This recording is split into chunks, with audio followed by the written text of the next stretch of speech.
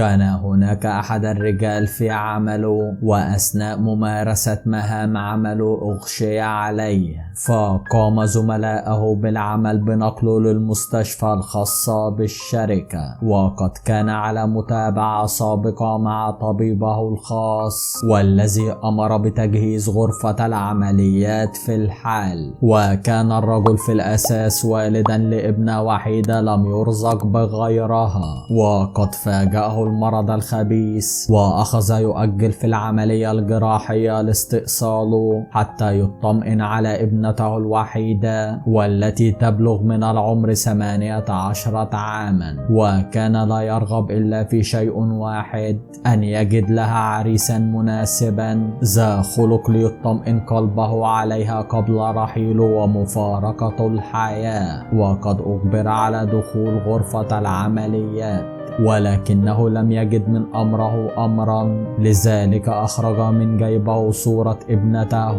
والتي كانت جميلة للغاية وملامحها عفوية، فهي لم تخض تجارب الحياة القاسية بعد. فقام والد الفتاة بإعطاء الصورة للطبيب الجديد القائم على عمليته، وكان سؤاله الوحيد للطبيب: هل أنت متزوج؟ فأجابه الطبيب رأفة بحاله: إنني لم أتزوج بعد.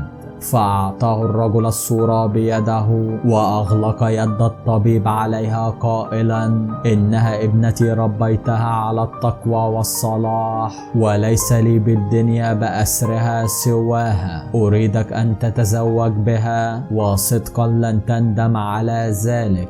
احتفظ الطبيب بالصورة، وحان وقت إجراء العملية، وكان الطبيب يدعو الله أن تنجح العملية ويسترد الرجل عافيته بأسرع وقت ممكن حتى يعود لابنته. وبالفعل أجريت العملية بنجاح باهر، وعندما خرج الطبيب من غرفة العمليات فوجئ بالفتاة التي في الصورة، وكانت في حالة يرثى لها، فالدموع محبوسة في عينيها، لكنها متحملة ذلك لكي تكون قوية ومتماسكة أمام والدتها. نظر إليها الطبيب نظرة خطفت بها قلبه الذي قوي من قبل بسبب الحب الصادق، حيث أنه أحب زميلته في العمل والدراسة بكل صدق وإخلاص، وما كان منها إلا أن باعته واشترت حب صاحبه الذي يفوقه ماديا. استفاق على سؤال الفتاة إليه: كيف حال أبي الآن؟ أجابها: لا تقلقي، لقد استأصلنا الجزء الخبيث بأكمله ولم يتبقى منه شيئا، ولكن عليه المداومة والاستمرار على المتابعة. وبعدها جعلها تمضي على مجموعة من الأوراق، وما لاحظه عليها أنها قوية تتحمل المسؤولية كاملة، متماسكة مهما كان بها من آلام على الرغم من صغر سنها. وبنفس اليوم كانت الفتاة قد غفت بجانب والدها، وعندما استيقظت خشيت أن تعود للنوم مجددا، فخرجت من غرفة والدها بالمشفى لتحضر لنفسها كوبا من القهوة الساخنة يمكنها من البقاء مستيقظة لترعى وتهتم بوالدها. وعندما وصلت للأسفل وجدت مجموعة من الرجال، من بينهم رجل يصرخ في وجه طبيب والدها قائلا: لماذا لم تقبل بحالة زوجتي؟ لقد اشتد عليها المرض والسبب هو أنت، لن أرحمك. قال الطبيب: أرني أوراقها. وعندما أمسك بالأوراق قال له: هذه الحالة لم تمر علي من قبل، حتى أن الختم بأوراقها لم يمر على مشفانا من الأساس، واعذرني ورائي حالات أريد المرور عليها والاطمئنان. صرخ الرجل في وجهه قائلا: لن يدفع أحد غيرك الثمن، زوجتي تتألم بشدة، ألم أخبرك أن صاحب المستشفى زميلي بالدراسة وسأجعله يطردك من المستشفى بأسرها. قال له الطبيب: لا أقبل المحسوبية والوساطة بعملي، الأولى بالأولى، وما قرأته بتقرير زوجتك فلا أعتقد كليا أنها في حاجة ماسة لنا، ما بها يمكن لأي طبيب وإن كان قليل خبرة أن يقوم بعلاجها. هرع الرجل ليضرب الطبيب، ولكن الفتاة وجدت نفسها تهلع إليه وتحول بين الرجل وبين الطبيب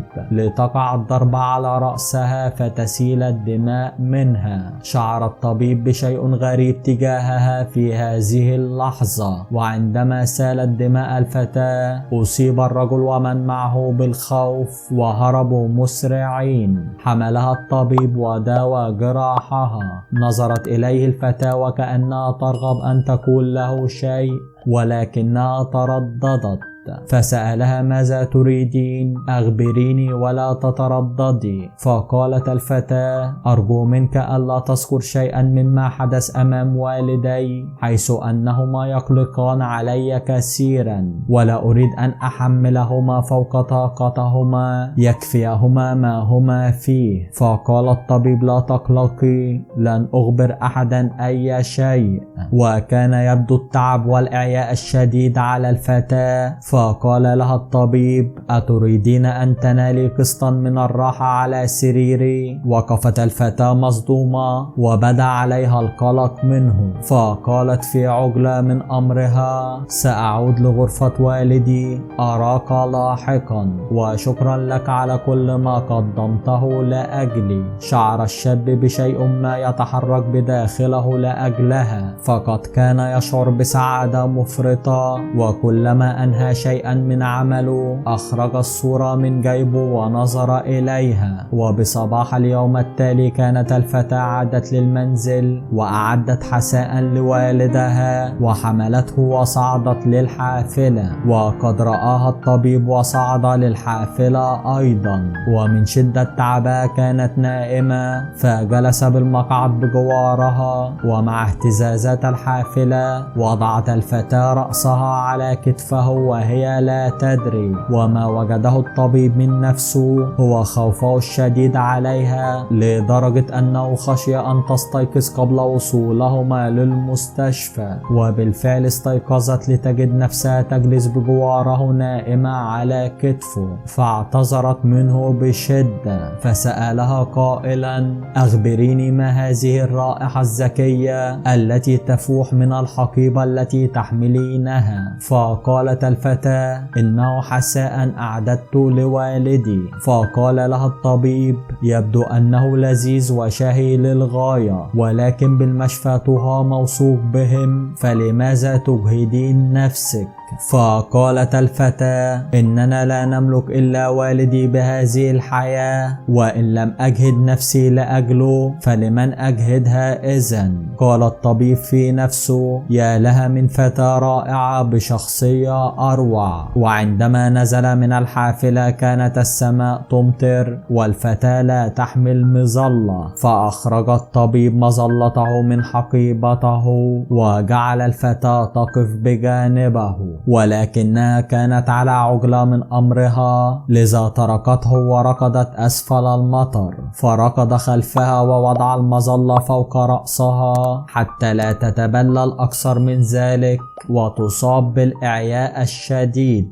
فسألها الطبيب قائلا: ما الذي أجبرك على فعل ذلك؟ كان بإمكانك الانتظار قليلا. أجابته الفتاة: ولكن والدي متعود على تناوله طعامه الساعة 7:30 يوميا. فأغلق الطبيب المظلة وأعطاها للفتاة وقال لها: لست أظن أنك من نوع الفتيات التي يغرمن بأخذ المظلة بكل مكان. فقالت الفتاة بابتسامة خفيفة: لقد كانت السماء مشرقة بالشمس في الصباح الباكر، ولم أفكر مطلقا في أنها من الممكن أن تمطر. افترق وكل واحد منهما أكمل طريقه، ولكنهما كانا يختلسان النظر لبعضهما البعض كلما سمحت لهما الفرصة. وعندما جاء موعد مغادرة والدها المشفى بعدما تعافى، كانت الصدمة الكبرى للطبيب الذي لن يراها بعد اليوم، ولكنه انتهزها فرصة وأعلمها أن تأتي مع والدها للفحص بصورة دورية. وبأول فحص كان لصاحب المشفى ابنا وأيضا طبيبا حديث التخرج، وكان قد أعجب بالفتاة نفسها. وعندما كان الأمر أمامه انزعج كثيرا، وأيقن حينها مدى حبه لها وعدم قدرته على تخطي الأمر، فانفرد بالفتاة وصارحها بحبه، غير أنها لم ترد أن تحزن والدها لأنها لم تخالف له أمرا. اعترفت الفتاة للطبيب بحبها له، ولكنها لا تستطيع أن تتعدى على قرار والدها. انفرد الطبيب بابن مديره وقص عليه ما حدث، فانسحب من طريقهما وتمنى لهما حياة مليئة بالسعادة. وبعدها ذهب الطبيب لمنزل الفتاة، والتي كانت قد اجتازت مرحلة الثانوية وكانت قد حازت على كلية هندسة كما كانت تحلم، وتمت خطبتهما لبعضهما البعض. وبعدها توجب عليه السفر خارج البلاد ليتم دراسته، وأيضا حتى تنتهي الفتاة أولى أعوام دراستها ليتمموا زواجهما بعد ذلك. شكرا لكم مشاهدي قناتنا الكرام، وإلى اللقاء.